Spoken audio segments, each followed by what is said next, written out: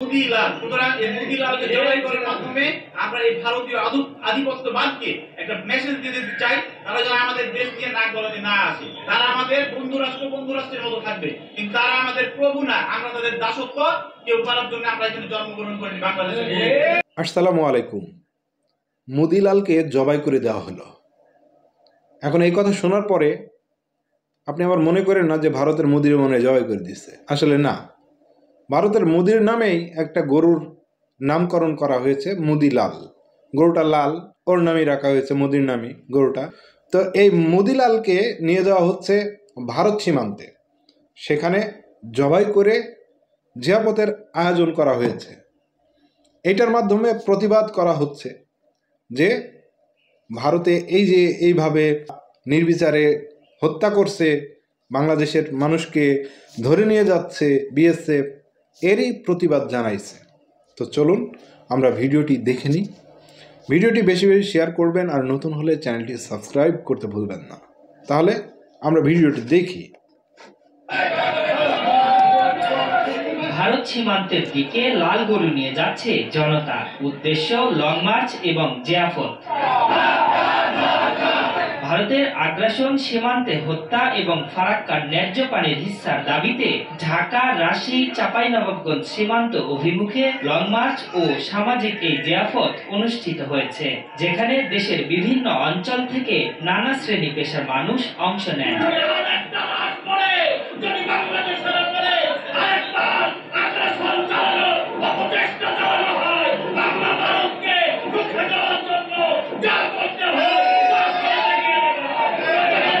রোববার দুপুরে চাঁপাইনবাবগঞ্জের শিবগঞ্জ সরকারি মডেল হাই স্কুল প্রাঙ্গণে এই জিয়াফত অনুষ্ঠিত হয়। এ সময় ভারতের আগ্রাসনের বিরুদ্ধে এবং সাবেক প্রধানমন্ত্রী শেখ হাসিনা, আওয়ামী লীগ এবং তাদের দোসরদের প্রতিহত করতে সবাইকে ঐক্যবদ্ধভাবে সোচ্চার হওয়ার আহ্বান জানানো হয়। পরে আন্দোলনকারীদের লং মার্চ কিরণগঞ্জ বর্ডার অভিমুখে রওনা হলে পৌর এলাকার পাইলিং মোড়ে বিজিবি ও পুলিশ তাদের আটকে দেয়। সেখানেই একটি গরু জবাই করে ভারত ও ফ্যাসিবাদ বিরোধী স্লোগান দেয় তারা। বর্তমানে আমরা এই গরুটির নাম দিয়েছি মুদিলাল। সুতরাং এই মুদিলালকে জবাই করার মাধ্যমে আমরা এই ভারতীয় আধিপত্যবাদকে একটা মেসেজ দিতে চাই, তারা যেন আমাদের দেশ নিয়ে নাক গলাতে না আসে। তারা আমাদের বন্ধুরাষ্ট্রের মতো থাকবে, কিন্তু তারা আমাদের প্রভু না, আমরা তাদের দাসত্ব কেউ করার জন্য আমরা এখানে জন্মগ্রহণ করিনি বাংলাদেশে।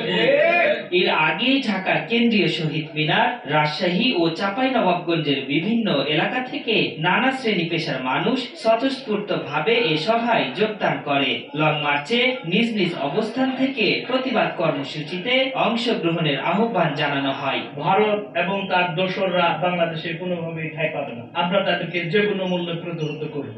আমাদের জমির একটা ইঞ্চিও আমরা ভারতকে দেব না। আমরা গরু খাবো আর ভারতের আগ্রাসনের বিরুদ্ধে কথা বলবো। এক হাতে আজিজ বিড়ি আর এক হাতে বড় একটা দা, গুলির সামনে দাঁড়ায় আছে আমার কৃষক ভাইয়েরা।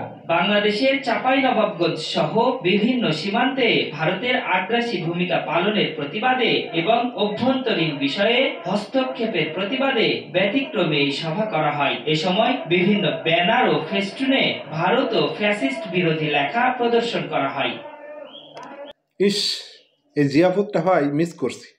আগে যদি জানতাম ভাই এই জিয়াপতে আমি যাইতাম, অংশগ্রহণ করতাম, কারণ গরুর মাংস আমার আবার হেভি প্রিয়। যাই হোক, এখানে মিস করছি। তবে কথা যেটা বলেছে এটা কিন্তু সত্য। ভারত আমাদের বন্ধুরাষ্ট্র, বন্ধুর মতো থাকবে।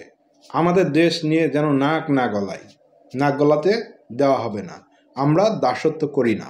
বন্ধুর মতন হয়ে থাকলে ভালো, না হলে কড়া জবাব দেবে বাংলাদেশের জনগণ। কথা কি খারাপ বললাম? না, খারাপ বলি নাই। কারণ এতদিন তারা নাক গলাইছে বাংলাদেশের বিষয় নিয়ে। আমার দেশ, এখানে কি হবে না না হবে সেটা আমরা বুঝব।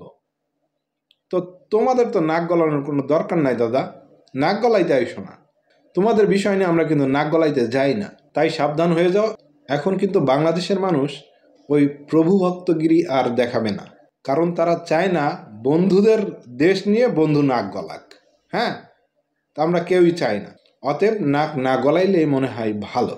তাতে দুই দেশের বাণিজ্যিক সম্পর্কটা অটুট থাকবে।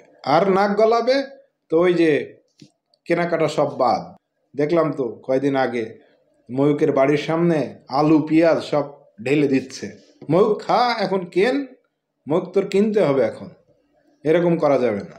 আমরা তো কোনো জিনিস মাংনা নিয়ে আসি না, টাকার বিনিময়ে নিয়ে আসি ওখান থেকে। ওই দেশ ভারত যদি না দেয়, বন্ধ করে দেয় বা বন্ধ করে দিল, অন্য দেশ আছে না, বিকল্প ব্যবস্থা তো করতেই হবে, তাই না? তাই বলে মানুষ না খেয়ে তো আর মারা যাবে না। কি বলেন আপনারা? যাই হোক, ভিডিওটি শেষ করলাম। ভিডিওটি বেশি বেশি শেয়ার করবেন, নতুন হলে চ্যানেলটি সাবস্ক্রাইব করতে ভুলবেন না। সবাই ভালো থাকবেন, সুস্থ থাকবেন। আসসালামু আলাইকুম।